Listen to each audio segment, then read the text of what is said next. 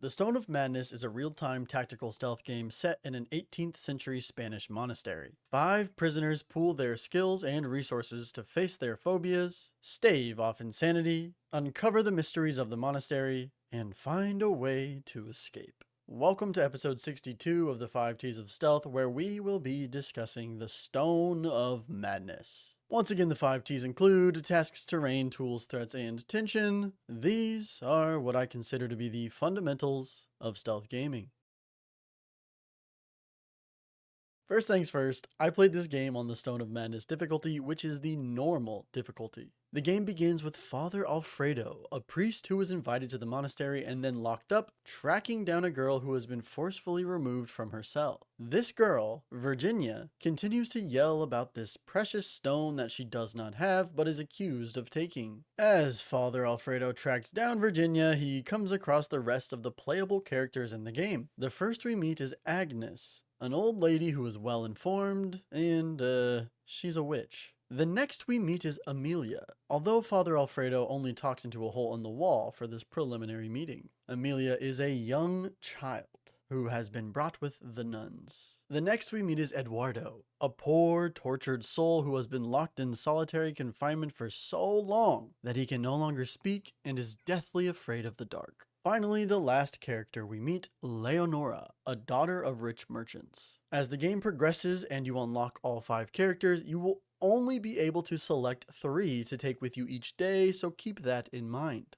Continuing, I will simply refer to the players as the group or the party, since the specific characters are up to you. Later on, I will of course tell you my favorite party compositions, but now is not the time. So with this cast of characters, Father Alfredo tracks down Virginia to the top of a tower, one from which she falls, hitting the ground, ending her life, and revealing that she did in fact have the stone. However, the stone was within her head. That is the end of the prologue. Now the story truly begins. But wait, there's one more very important fact you need to know. Once Virginia falls and you recover the stone, you must choose who to give it to. You have 2 choices, each of which starts a new campaign. That's right, this game has 2 separate campaigns for you to complete. I chose to start with The Gate of Saint Jerome. I selected this campaign because it was the longer of the 2, and according to the Steam achievements, it is considered Campaign 2. However, after completing both campaigns, I can tell you it truly does not matter which you choose, as the stories are separate, and I highly recommend experiencing both. Now let us begin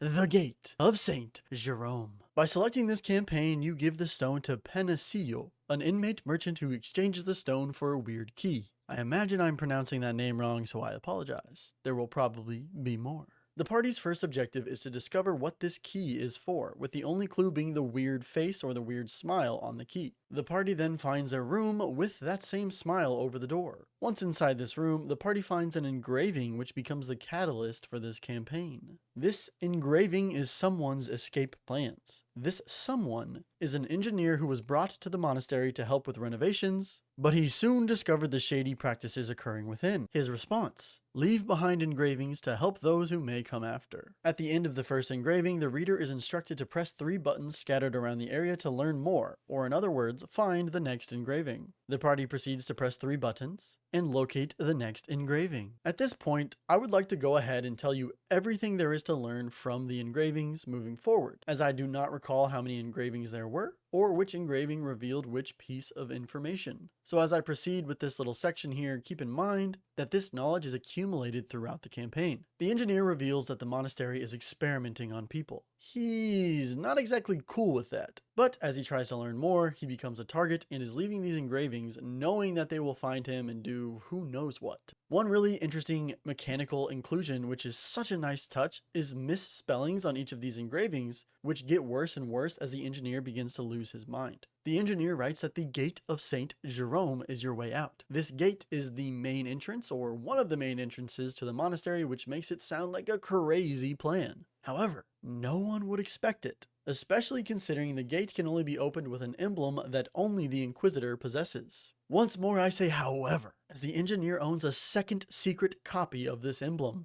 So, with this extra emblem, whoever reads these engravings can escape through the main gate. There is only one other major tidbit of information presented throughout these engravings. The engineer fell in love with a woman. This woman was visiting the monastery with her family, but was forbidden to be with him. So this woman becomes a novitiate, or a nun in training. This allowed her to come to the monastery and see her man. However, as time progresses, the woman becomes pregnant. So, the engineer not only feared for himself with all of this going down, but for the woman he loved and his unborn child. However, he never did learn of his lady's future, as he was captured and locked up, never to know what became of her and his child. We will talk about her more later. Let's get back on track. The party now knew that they needed to track down this emblem to unlock the gate. The engravings had revealed that the emblem was hidden in the statue of Saint Anna. However, the emblem was not at the statue, as a Brother Pedro had found it first. This is where the game shows a little bit of its comedic side, at least for a bit. Brother Pedro is armed with a rifle and protecting his chickens. He is furious as some of his chickens have gone missing and tasks the party with returning 3 brown chickens if they want more information about the emblem. So the party ventures out and collects these 3 brown chickens, but upon returning, Brother Pedro is nowhere to be found. That is, until someone comes running by yelling that Brother Pedro is on the roof of a nearby building and shooting at anyone who comes near. The party now must make Brother Pedro come back to his senses either through violence, or Father Alfredo could don some priest's robes and calm him down. Either way, once Brother Pedro is brought to see reason, he reveals that he threw the emblem into a crack in the wall in the inmate courtyard. The party travels to this crack in the wall and meet the Shadow, an anima, or a ghost of some sort. The Shadow begins to tell her story. The Shadow's name is Maria. Her family was making contributions to the monastery's renovations, and this is when she met a young engineer. However, since he was from a humble family, her family forbid her from visiting him at the monastery, so she hatched a plan. Maria would become a novitiate in order to come to the monastery and see this young engineer. They would then escape together. Clearly the plan didn't quite work out, and yes, of course, this is the lover of the engineer from earlier who created the engravings. The Shadow tells of pearl earrings and a music box, both of which were gifts from her lover. The party must now find these gifts in order to trade for the emblem. The pearl earrings are simple enough to recover, but the music box is broken and the party must pay Panaccio 250 meravedi, or gold coins, in order to purchase repair parts. Then during the night phase, they need to make Eduardo fix it. After doing so, the party returns the gifts to the Shadow. At this time, she reveals more of her story. Before the Shadow and the engineer could escape, Mother Superior learned that she was pregnant and hatched a plan to avoid a scandal. The young engineer was locked away in, quote, the most hidden cell of all, an impregnable prison under accusations of madness and heresy. The Shadow, or Maria, however, would be immured, or confined against her will before giving birth to the baby. In her words, quote, I gave birth to him in the solitude of my screams. This quote gives me the impression that Maria was still pregnant when she was confined, meaning she gave birth to that baby by herself in this tiny locked up room. So Maria and her baby were locked away and left to die, while her parents were told that she had run away with her lover. Upon sensing the return of Mother Superior in the monastery's walls, the Shadow requests that the party bring Mother Superior to her in exchange for the emblem. She wants her dead. However, I would not dare to make my party into a gathering of murderers, and instead had Father Alfredo suit up. Once in his priest's robes, Father Alfredo spoke to the Shadow looking for another solution. The Shadow agrees to another solution. She wants proof of Mother Superior's actions. She wants proof of her son. She sends the party to Mother Superior's office to find said proof and to confront her with it, since only the Mother Superior knows where the Shadow was immured. The party does this, then is guided to a fake wall that had covered up this dark secret. The party breaks down the wall and finds the corpses of Maria and her child huddled together in this dark room and retrieves the child's toy. The party then returns this toy to the Shadow, who agrees to pass on peacefully and give the party the emblem. However, the emblem is damaged, so the party sets out to repair the emblem, and once they have done so, they need to create a distraction. The party decides to collect moonshine from around the monastery and use it to set fire to a giant apple tree near the gate. Once the moonshine is collected and the fire started, however, Father Alfredo is captured. The party must now rescue Father Alfredo, as they would not dream of abandoning him. After doing so, using the distraction they created, the party slips out of the gate of Saint Jerome. In order to complete this final mission, you must guide 3 characters to the gate to escape. Now, as the party is escaping, we, the player, see one final engraving which the game begins to read aloud. The engineer had left one engraving outside the monastery as a warning, and as the credits begin to roll, the engineer's name is revealed. The engineer is your party member, Eduardo. The party member who is afraid of the dark and cannot talk but is good with his hands. Oh my god. It all makes sense. I love it. I didn't even consider that outcome, but listen to this. You can tell I loved it.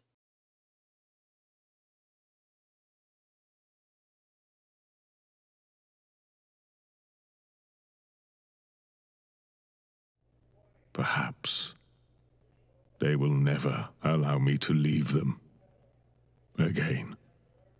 Signed, Eduardo de Rojas, construction engineer.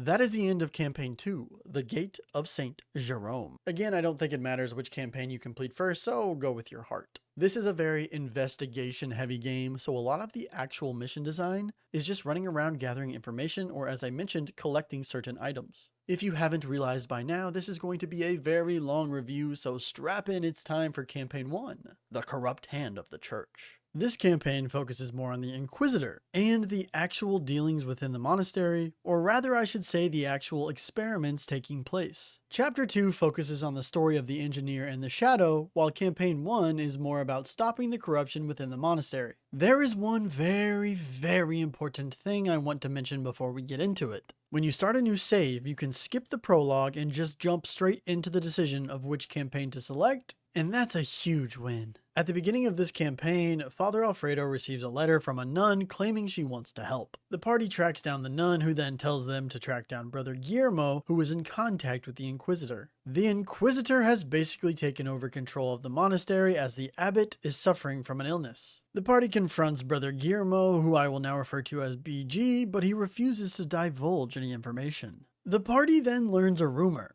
BG is having sexual relations with a nun, and they are in love. From here you have two choices. Collect 3 love letters, or have Father Alfredo suit up and make BG confess. I gathered the letters, which pointed me in the direction of the next meetup between BG and his lover. I can't say what the other route leads to. After collecting 3 love letters, the party learns the next rendezvous for BG and his lover and plan to confront him in the act. BG and his woman are making love up against some hay when BAM! The party opens the door and confronts him. BG reveals information about the experiments on the patients or inmates and explains how the Inquisitor is looking for the stone within their heads and operating on them to remove it. Obviously, doing any sort of head or brain surgery is extremely dangerous, so the bodies are piling up. The party proceeds to destroy 3 operating tables, then they learn that the abbot may have been poisoned and isn't really suffering from an illness. The party tracks down a couple books about medicine in the library, then begins collecting the ingredients they need: 2 mandrakes, 2 gold teeth, and 5 medicine, for resident witch Agnes to whip up an antidote in the lab. Once the antidote is created, the party must sneak past the guards in order to deliver it to the abbot. With the abbot now starting to feel better after taking the antidote, he gives the party a lead. They must collect a specific book, then place it in a statue in the library to open up a secret route to the Inquisitor's office. Once this is completed, the party sneaks close to the Inquisitor's office and sends one member to hide in the closet within the room. This member learns that the Inquisitor has murdered the doctor. The doctor is present in both campaigns and will wander around the map investigating the patients. He's pretty much just observing. In fact, if you walk with the doctor, you can enter restricted areas. The doctor's corpse and research notes had been hidden in the tomb of the crypt. In order to stop the Inquisitor, the party has to retrieve the corpse and deliver it to the nun from the beginning of the chapter, who would be waiting with a carriage. But first, in order to retrieve the corpse, the party needed to solve the puzzle in the crypt. This puzzle is very simple and requires putting 4 paintings in the correct order, 1 through 4. To find the correct order, you simply need to find the paintings around the map and investigate them, which will reveal their number. Personally, I only found 3 of the paintings, and only got the numbers for 2, then I just brute forced the order of the other 2, which was simple enough for a puzzle like this. With the tomb unlocked, the party now had to carry the corpse across several different sections of the monastery, making for one hell of a challenge and a mission I quite loved. Once the body is delivered to the carriage, the nun leaves and the final cutscene plays. The Inquisition arrives to arrest the Inquisitor, and the entire party is freed from the monastery. If you've watched some of my reviews, you'll know I don't usually go so in depth on the story, so the fact that I'm doing it is proof that I was very into it, and I am very into this game as a whole. Strap in for a very positive review. The last thing I want to mention is the day and night cycle present in this game. During the day, you will wander throughout the monastery completing your objectives, but at night you will return to your cell to complete certain actions. The daytime is split into 4 different cycles: morning, afternoon, evening, and night. I'm not sure that's how they classify the times, but it's what I'm going with. In the bottom left corner of the screen, there is a clock that will track the time, and little white dots at 12, 3, 6, and 9. These white dots are bells that will ring and signal the changing of time. Certain actions will only occur at certain times, such as animas spawning later in the day, I believe after the 3rd bell. At the very end of the day, after the last bell, the monastery will become restricted, meaning nobody can be out and about, even in the safe zones. The 2 different campaigns have 2 different sets of locations to explore and investigate within the monastery. However, the mechanics present in both campaigns are more or less the same. There are candles you can blow out or light, levers that open doors, plenty of hiding places like bushes and wardrobes, crates, cabinets, and more to loot, flowers to harvest, open windows that blow air and extinguish flames, which can also be closed, walls and ladders to climb, ropes to attach, and more. There are several hidden areas as well, with most being revealed with the use of Alfredo, who can investigate clues. Following these clues can reveal many things, such as a hidden ladder, a hidden button, a crack in the wall, or something else. Keep in mind that every character in the game has a different moveset, meaning not everyone can do everything. The best example of this relates to Amelia. Amelia is the only one who can crawl through little holes in the walls or slip between bars on a fence or gate. The main mechanic at play in this game involves forbidden or restricted areas. This is a simple mechanic, but it shapes the entire experience. Forbidden areas are locations that you cannot enter and will be hunted down in, while safe areas allow you to walk around freely, but you can't perform any forbidden actions like looting or climbing, or the guards will come for you. As I mentioned, there are a ton of different locations between the 2 campaigns. In the Gate of St. Jerome, the areas include the cells, the refectory, the Great Wall, the inmate courtyards, and the immurement cell. The corrupt hand of the church consists of the scriptorium, library, cloister, wine cellar, laundry, and the Inquisitor's office. I'm happy to report that every area in this game feels very distinctive from the rest, keeping traversal and exploration very fresh. This is extra true considering that every character has different options in the environment, so depending on who you choose, you can explore each zone differently. This also applies to the stealth. Depending on which characters you decide to bring along, you will have different options for infiltrating an area, which again keeps things extremely fresh. I love this extreme allowance of player choice, although there are certain instances where a certain path, and therefore a certain character, is required. In every area, you will come across these fast travel points, which you can use to quickly move around the location you're in or quickly move to another location. Aside from using fast travel, there are several routes on each level that can take you to other locations, so it is important to learn which paths take you where, and also when you should fast travel versus when you should just walk.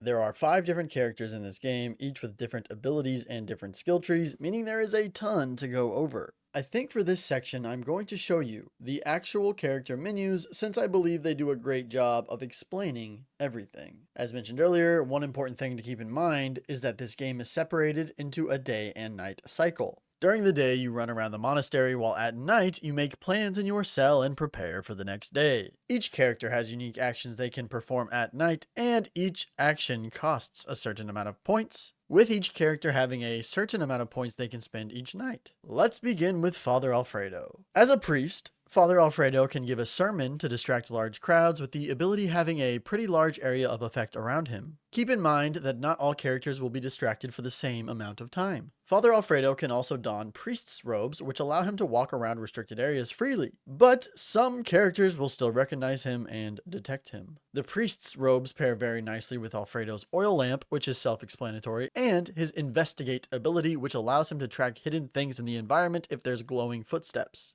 This combo lets you investigate very peacefully. Alfredo can also use a crucifix to paralyze an anima for a few seconds or bless gargoyles so Amelia is not afraid of them. This can be upgraded later on to permanently expel anima or straight up destroy gargoyles. This costs a bit of sanity as well as the crucifix, but we'll go in depth on sanity in threats. The last skill, read. Yeah, you heard me. Alfredo can read, which is a whole ass skill in this game. During the night phase, Alfredo has two options by default. Alfredo can heal the party or restore sanity with the use of bandages or chocolate, or he can study different books and other pieces of literature that the group finds around the monastery. Studying gains knowledge, which is used to unlock more skills. Alright, let's take a look at the skill tree. If we peek at his skill tree, there are upgrades that allow Alfredo to leave oil lamps on the floor permanently and increase their light radius, as well as an upgrade that allows him to avoid detection in his priest's robes even from those who recognize him if he's far enough away. This ties into how the actual vision cones work, since there's a long range vision which doesn't detect your characters as quickly. He also has two night phase unlocks, one which will prevent any animas from appearing the next day, and the other which allows him to give his action points to an ally, allowing them to do more at night.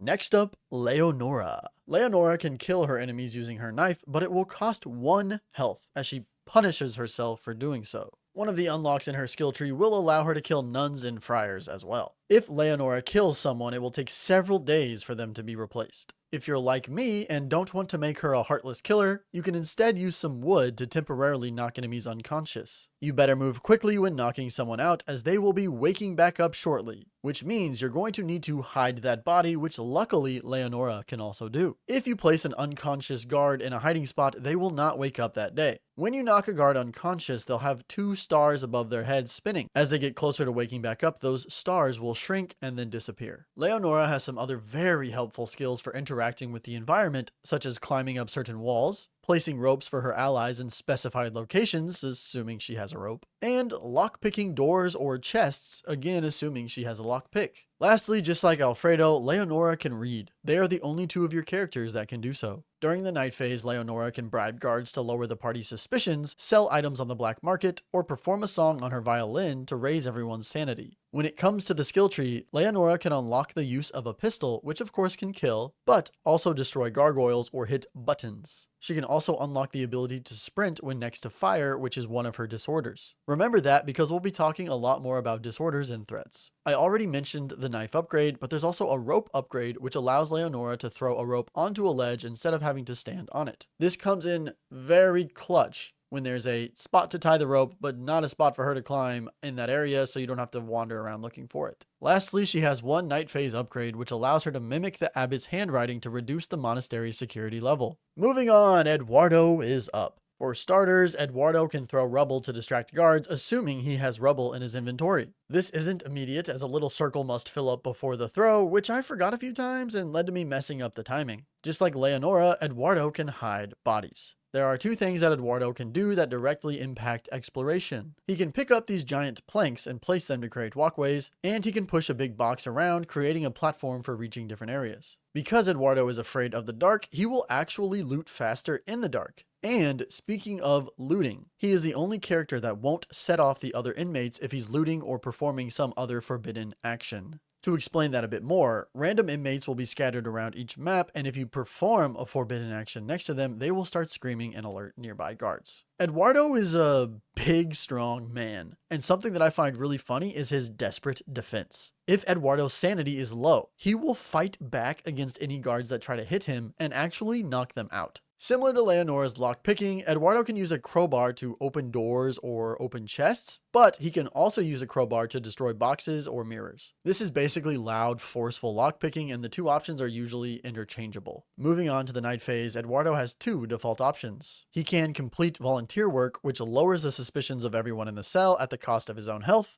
or he can use his engineering skills to craft items, assuming you have the required materials. Let's take a look at his skill tree. 2 of his unlocks pertain to chains. The first allows him to use chains to block doors, and the second allows him to wildly swing these large chains around, knocking out everyone within reach. But he will feel remorse for each victim, which I believe means he will lose sanity for each person he hits. I can't say for certain since I did not choose this upgrade, as I did not want to make him do such a thing. The last upgrade is for max health, giving Eduardo one more heart. Now there are two Night Phase upgrades, one of which expands his list of possible creations, and the other allows him to fulfill orders for people around the monastery, which will grant him safe passage through forbidden areas the next day. Next up, let's talk Agnes the Witch. Agnes is the only character that can gather plants. During the night phase, Agnes can use the plants to create medicine, bandages, chocolate, and more. Of course, there's usually other items needed for that, but you get the idea. By default, Agnes has 3 spells, each of which cost sanity to cast. The first allows her to extinguish or light the flames of any candles or pyres from afar. The next allows her to see what items are in a chest or on a person. And the last, Evil Eye, allows her to curse someone. This curse manifests when the target begins chasing a party member, as they will immediately fall unconscious for their transgressions against the party. Now for the night phase. I already mentioned her Witch's Cauldron, which is how she crafts certain items, but she has 2 more options by default. Agnes can heal a party member, and she can select her spells. If you want a specific spell the next day, you must prepare it the night before, and I believe she can have 4 each day. These spells will not change unless you actually go in and alter them, so you don't have to do it every single night. Let's look at her skill tree. Agnes can unlock 3 more spells: Flies, Possession, and Goetia. Flies allows Agnes to send a swarm of flies at her target, keeping them distracted. Possession allows her to possess the gargoyles spread throughout the monastery and even cast spells through them.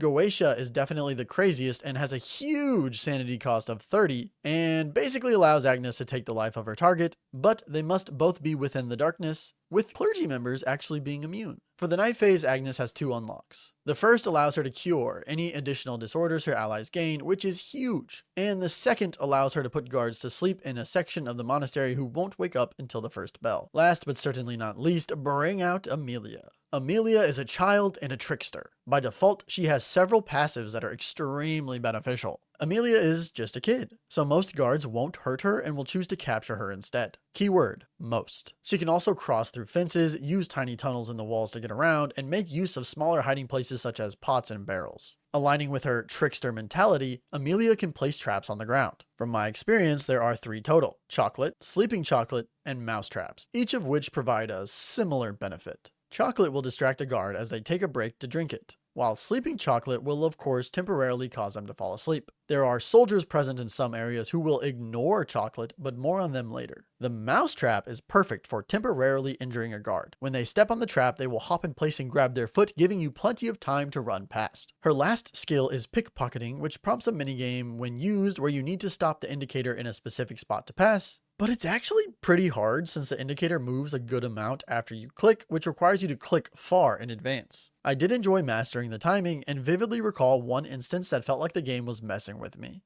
I was pickpocketing Mother Superior and noticed the zone for stopping was very early, so I locked in and prepared to press. However, the indicator moved so slowly, way slower than ever before. But I already had a plan in mind, so of course I still pressed early and miserably failed the pickpocket. For the night phase, Amelia only has one option, which is to have fun. Amelia can select one party member to play with, which will increase the sanity of both characters. Skill tree time. The first unlock to discuss is Mockery, which allows Amelia to bait an adult into chasing her. Luckily, this does not raise her suspicion, more on that in just a bit in threats. Pairing nicely with Mockery is Adrenaline, which allows her to recover stamina during a chase. Lastly, there's a simple upgrade which increases her throwing range for her traps. Night phase upgrade time. Amelia has 2 night phase unlocks. The first allows her to sneak into the armory to jam rifles, preventing them from shooting the next day, and the next allows her to sneak into storerooms to look for supplies, which is of course a bit risky. That's it for the specifics of each character. It's a lot, I know. Something I really like about each kit, specifically the night phase options, is that there are usually multiple ways to accomplish the same thing. If you need Alfredo to read some documents to gain knowledge, you aren't just screwed on the healing side of things, as Agnes can fulfill that role. There are several ways to accomplish your goals, they just usually require different items or have different consequences. Another example relates to locked doors. Yes, I would absolutely rather have Leonora perform a sneaky silent lockpick, but I don't always have lockpicks. So it's nice knowing Eduardo can come break the lock if need be. There are countless examples of this. But the characters really do cover for one another and assist one another in several interesting ways, which is not only helpful, but keeps the game fresh. Keep in mind that a lot of these things also require materials or items, so you gotta stay stocked. In terms of the basics, it's hard to say too much because a lot of the time there's someone who can't perform something. So let me just say that moving each character feels really good with a sprint and a crouch. All characters can loot, and let me tell you, looting is very, very important. In fact, it's essential. There are countless chests, crates, or boxes you can loot, and I'm telling you that it needs to be done whenever possible. There are so many different materials in this game: wood, metal parts, fabric, etc., and you'll need a lot of it all the time for crafting different materials. While looting, you may also come across certain items meant for selling on the black market, or items that give bonuses to your character. There are generic bonuses such as an increase to maximum sanity, and more character-specific items that will increase particular things. The main thing that comes to mind is a certain item that Amelia could carry to make pickpocketing easier.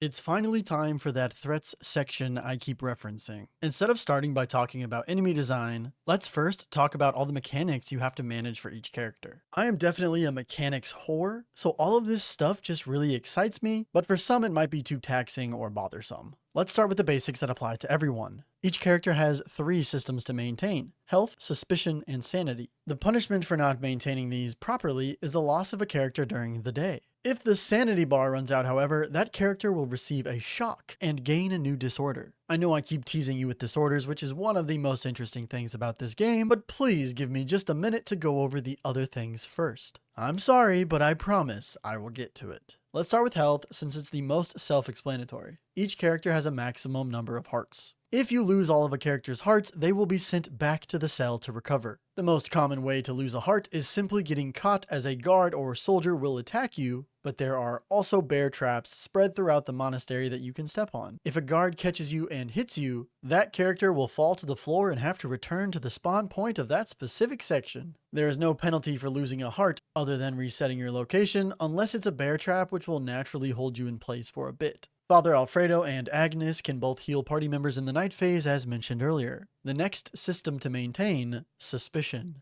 This works inversely to health, as each character starts with no suspicion and gains one every time a guard chases after them. I'm not saying when a guard catches a character. I'm saying when a guard initiates a chase with a character. Even if you get away, you'll still gain a suspicion, which I really like since it's some extra incentive to stay stealthy. Gaining a suspicion doesn't really matter, and in fact, maxing out your suspicion doesn't matter either. Well, that's of course assuming you don't get caught. If your suspicion is full and you do get caught, that character is done for the day and taken back to the cell. Just as each character has a different amount of health, each character also has a different max suspicion. To lower a character's suspicion, you can have Eduardo complete some volunteer work during the night phase to lower everyone's at the cost of his health, or have Leonora spend some money to lower a specific character's suspicion. Again, I love this mechanic since getting away doesn't mean nothing happened. You are still punished for initiating a chase and failing your stealth. Alright, finally, we can talk about sanity and disorders. Each character has a different disorder, and failing to avoid said disorders is what causes the loss of sanity. There are 2 exceptions to this that I can think of relating to important characters around the monastery. There is one musician who plays the piano, but he is so bad that any character hearing the music will slowly start to lose their sanity. That's crazy and hilarious, but it gets better. There was a random inmate named Grimoso. This man is so delusional that he thinks he is some royal or noble figure that everyone must bow down to. I believe they mentioned a specific historical figure, but I can't for the life of me remember who. The best part is, the guards fuel this insanity and will somewhat praise him, at least in dialogue. If any of your characters come near Grimoso, he will yell at them to bow down, and their sanity will start to drain. I'm not 100% sure about this next part, but let's say 95%. If you crouch when he starts yelling, he'll leave you alone and your sanity will be fine, but you must stay crouched in his presence. Okay, I'm done stalling, let's get specific. But let me first say I am a scientist, therefore after completing both campaigns, I punished my characters. I had to know all of the specific disorders. I have never felt like more of a monster in pursuit of knowledge, especially with Amelia in the mix, especially when the portrait of each character changes as they are suffering, with Amelia crying her eyes out. I still feel bad about all this, but I had to know. Let's start with Alfredo. By default, Alfredo hates violence. This manifests with him losing sanity whenever he is around a corpse or an unconscious body. There are corpses all over the monastery, but more importantly, this means if you knock out a guard near Alfredo, his sanity will start to drain, so you better move him or that body in a hurry. The first additional disorder that Alfredo will gain is headaches. This means that Alfredo cannot stand loud noises, and upon hearing them will lose sanity and whatever action he is performing will be interrupted. The second additional disorder is called modesty. This is a really simple change that can drastically affect your playthrough. Modesty prevents Alfredo from changing into his priest's robes unless he goes into a wardrobe. I know, that doesn't sound like much, but going from doing something on the fly to being restricted is always impactful. If Alfredo tries to change in the open, it will fail and drain his sanity a fixed amount. Per my testing, the third, fourth, and fifth additional disorders are all the same for each character. They are simply referred to as Despair 1, 2, and 3. The Despair disorder lowers a character's maximum sanity. As a reminder, if a character's sanity reaches 0, they will be sent back to the cell and you'll lose them for the rest of the day. So, naturally, lowering the maximum sanity makes it that much easier to hit 0. Despair 3 is the final disorder for each character. In other words, each character can gain 5 additional disorders, 2 of which are unique, and 3 that just lower the maximum sanity. Alright, let's talk about Leonora, who has 2 disorders by default. Leonora is afraid of fire, and she will hurt herself anytime she kills someone as repentance. The first additional disorder for Leonora, named Frenzy, is honestly one of the craziest. If Leonora is close to a nun, a circle will begin to fill above her head. If that circle fills, she will cut herself just as she does after taking a life. There's something about how the nuns are responsible for separating Leonora from her family which builds her resentment. The second additional disorder for Leonora is Obsession, which prevents her from stopping any actions she is performing. This is actually so disastrous because you will constantly be trying to loot in this game, then you have to stop on a dime if a guard notices you. This disorder shatters that strategy as you will just not be able to stop. Next up is Eduardo, who also has 2 disorders by default. Eduardo is afraid of the dark, which is absolute insanity for a stealth game, by the way. And he's mute. If I'm not mistaken, trying to talk to someone as Eduardo will actually drain his sanity a bit. His first additional disorder is claustrophobia, meaning he can no longer enter hiding spaces and will lose sanity for trying. His second additional disorder is called coward. This disorder prevents Eduardo from crouching or moving stealthily in forbidden areas as he is afraid. Eduardo is almost like this anti-stealth character, which is just so interesting to me. Agnes, it is now your time to shine. The resident witch and grandma of the group has 2 disorders by default. The first disorder is something I know I have heard at some point in my life, but I can't remember where it originated. Agnes hates mirrors, which is a common theme for witches, if I'm not mistaken. The next disorder is referred to as ancient. Agnes is old as hell, man. In terms of gameplay, this simply manifests with her being unable to climb on boxes, ladders, or ropes. Her first additional disorder is called rheumatism, which prevents her from sprinting. And if you try to do so, she will suffer severe back pain and have to first perform a little animation feeling that pain before she can move again. Her second additional disorder is honestly pretty funny, with the title Sleepy. That probably gives you a bit of an idea, but yes, Agnes can now fall asleep. This will occur if you leave her idle for too long while controlling your other characters and will require you to take another character back to Agnes to wake her up. Last but not least, Amelia, the child of the party. By default, Amelia only has 1 disorder, a fear of the gargoyles spread throughout the monastery. The first additional disorder is childhood fears. The text states that she can now see the faces of the gargoyles, which I'm not sure if that's just flavor text or an actual mechanic, but what is clear is that this disorder simply means that Amelia is affected by the gargoyles from farther away. That's a little boring in my opinion, especially compared to some of the other crazy things I've listed, and compared to her second additional disorder, visions. At nightfall, Amelia will see the guards as horrible creatures, and walking near them will drain her sanity. This is crazy. The guards start to look like little dragons, or I guess more accurately, it's probably gargoyles. But regardless, nighttime becomes impossible to traverse for Amelia. I mentioned it briefly when going through tools, but Agnes can cure a disorder if you unlock the night phase action in her skill tree. This, of course, requires you to gather the specific materials, and that character will be unusable for a day or 2.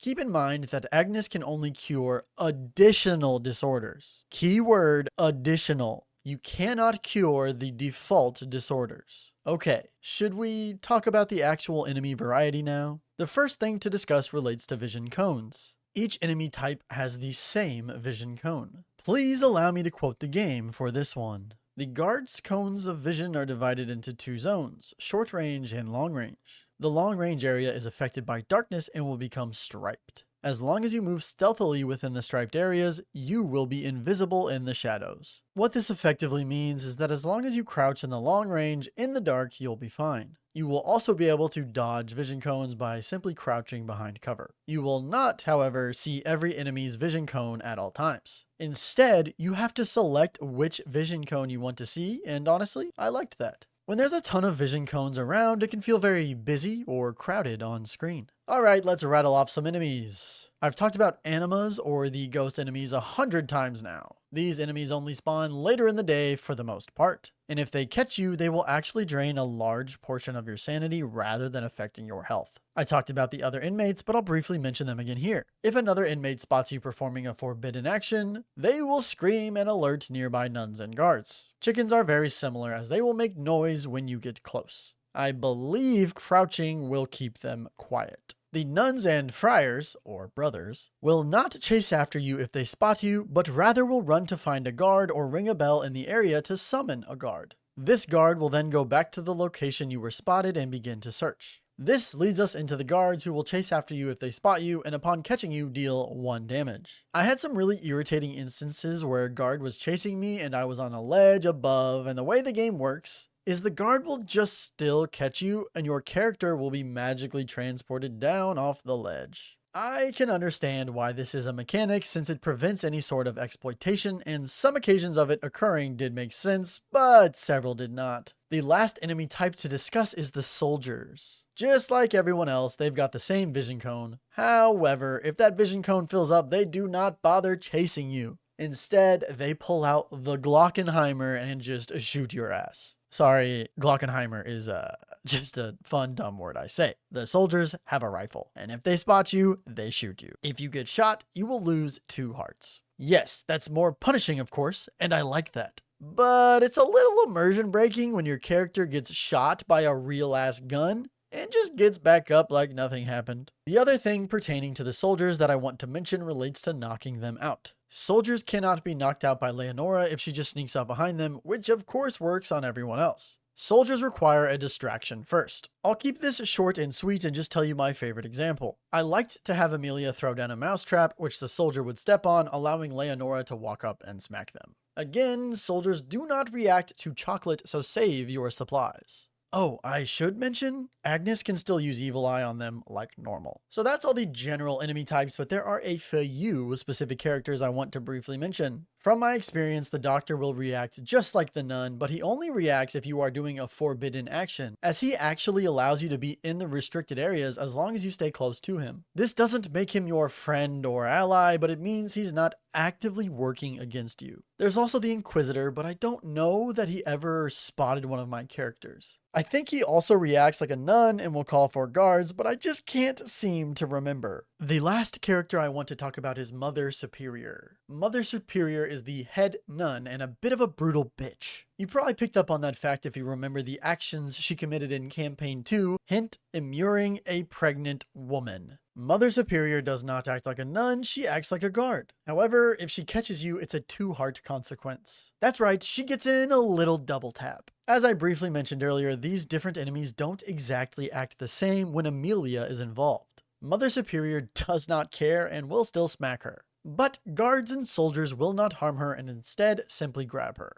Nuns and friars also act a bit differently when Amelia is involved, since they will not call for a guard, they will just go grab her. The only other thing to mention would be the bear traps. As I mentioned earlier, bear traps are scattered all over the monastery, and stepping on one will damage any character who does so. I can't for the life of me remember if it takes 1 or 2 hearts, but I'm sure I'll figure it out once I start watching back my footage for the video.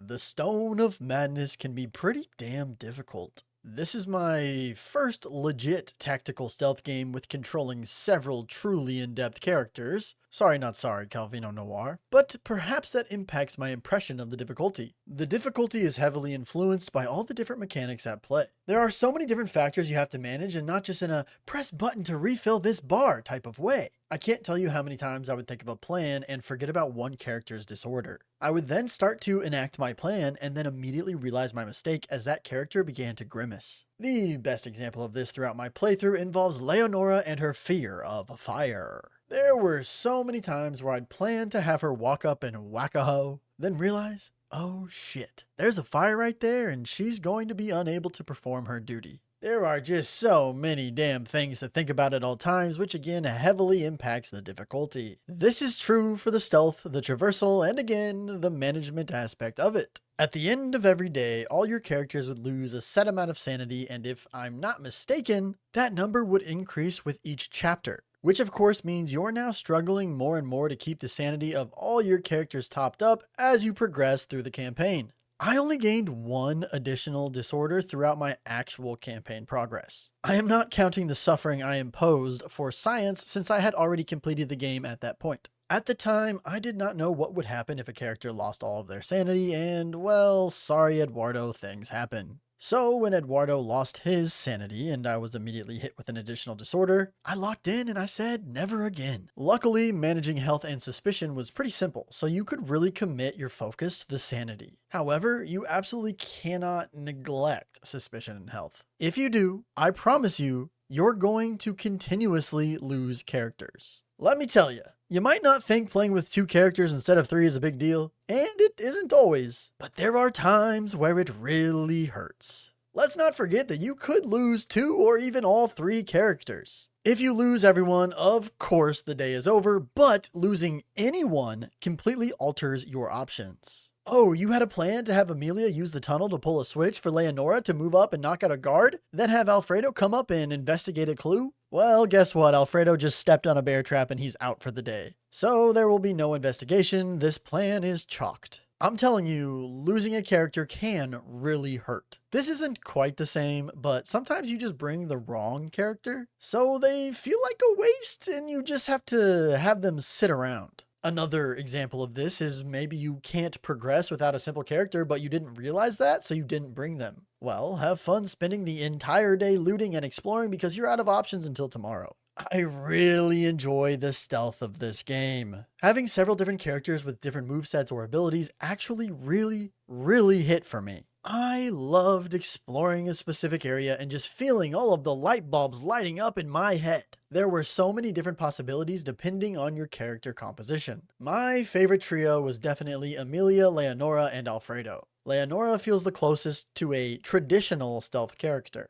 The main reason for this is, of course, her ability to knock out a guard and then hide the body. That's about as basic as it gets when you're talking about stealth, so she was kind of like my basic badass. Lockpicking didn't hurt her case for the main lineup either. Amelia is just a little trickster and an escape artist. I loved having all the additional traversal options such as using the tunnels in the walls and slipping through the bars of gates. Amelia was my scout, and without her I felt blind. Alfredo was my rock. He provided the light, which sounds simple, but it was essential for reading in dark areas or for investigating. You never know when you're going to come across a clue which can get you some good loot, or open up a new path in a zone providing a shortcut or just a safer route. Being able to throw on the priest's robes and explore somewhat freely was also very nice. This isn't to say I don't like or appreciate Eduardo and Agnes, but I definitely left them behind the most. Eduardo definitely takes the title of least used. Agnes is a character I somewhat wish I had used more, and a character that came in extremely clutch for the situations I did bring her. Evil Eye is one hell of a spell. I was struggling a decent amount with the final mission of Campaign 1. This is the mission where you have to take the corpse from the crypt and carry it all the way to the carriage. I had brought Amelia, Leonora, and Eduardo. Amelia for her traps and scouting, and Leonora to knock out everyone in the way, while I had Eduardo carry the body of the doctor. After trying a few times, I realized Eduardo was pretty useless and had to go, so I brought out Agnes. Let me just tell you, I completed that mission on the first try with Agnes in the lineup. With Agnes, not only did I use Evil Eye to curse a pesky soldier from afar, I had her extinguish a brazier, or pyre, which allowed Leonora to clear the entire area. Every single hiding spot was occupied by a knocked out enemy, with Leonora really showing off. I'm not going to sit here all day and break down every example, but when it comes to the stealth and the exploration, the only limitation is your imagination. So I just mentioned a lot of mechanics and the need for a lot of upkeep. Depending on the type of games you like, you probably know by that section whether or not this game is for you. I said it earlier and I'll say it again proudly. I am a mechanics whore. I adore seeing all the crazy possibilities, which made me love having all these diverse characters. And I found that I actually didn't mind managing the other systems, primarily sanity, as they all manifested in the gameplay in really unique ways. You can tell me that a priest hates violence, or you can show me his sanity draining when he's near it, and take him away from me when that sanity is gone. Everything this game does feels thought out and impactful. I was never frustrated by the fact that Leonora couldn't knock out a guard if she was by flames, because that fits her character. And that's one more thing I need to calculate and factor into my plans. That's a big part of this game and the whole genre to me, making plans and executing them. The game could have just added sanity as a random bar to manage with no real impactful representation of it. But again, if this game tells you someone hates gargoyles, then I pray that you listen and do your damnedest to keep them away. Alright, let's get a little negative for a bit. There are two main things about this game that actually really bother me. The first is bear traps. I don't have a problem with bear traps being present in this game. My problem is that they are everywhere and only your characters can step on them. I think it would make a lot more sense if they were only present in restricted areas, but no, you can find them and step on them in areas where anyone's allowed to be. This is more immersion breaking than anything. A similar thing that bothers me way more relates to the animas, the ghosts. For whatever reason, these trapped spirits will only attack your characters, and that drives me nuts. You're telling me there's like 6 guards or inmates or whatever else right in front of this ghost, but it only cares if it sees me? I hate that, and it honestly might be my biggest complaint with the entire game. There is no way, shape, or form that these anima are so damn picky. Either only place them in areas with no guards, or add some impactful interaction, because watching ghosts walk through guards just pisses me off. Next, I want to talk about the waiting game.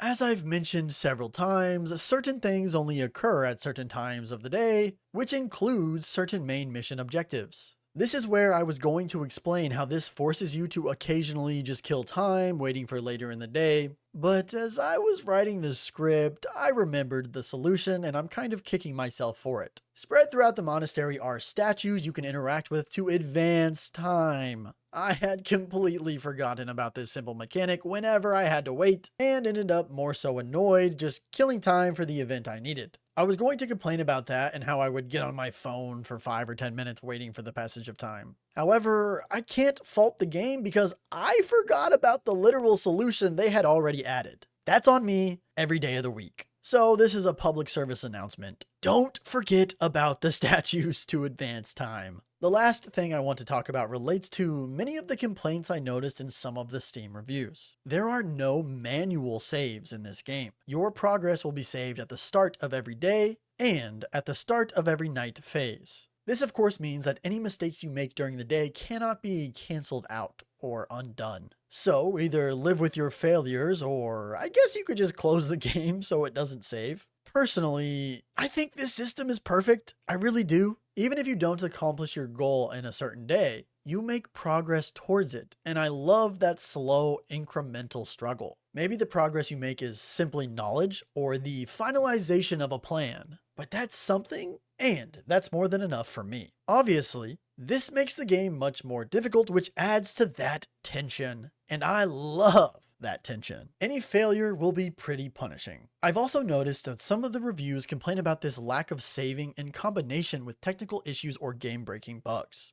That's a bit different. I can completely understand that frustration, but luckily I never really experienced anything too severe, or really anything at all for that matter. You really never know who's going to be hit by what technical issues, but I would have to say if my game kept crashing or something along those lines, And because of this save system, I had to keep repeating the same thing over and over. I would probably be frustrated and quit the game. I really would. I think I would. So again, I luckily didn't have any issues and actually loved the added tension of each day having no safety net. But mileage will vary. The Stone of Madness had me engaged and locked in throughout my entire playthrough, with an interesting setting, pretty dark plot points, and a plethora of mesmerizing mechanics that kept me on my toes, regardless of the situation or the characters I was controlling.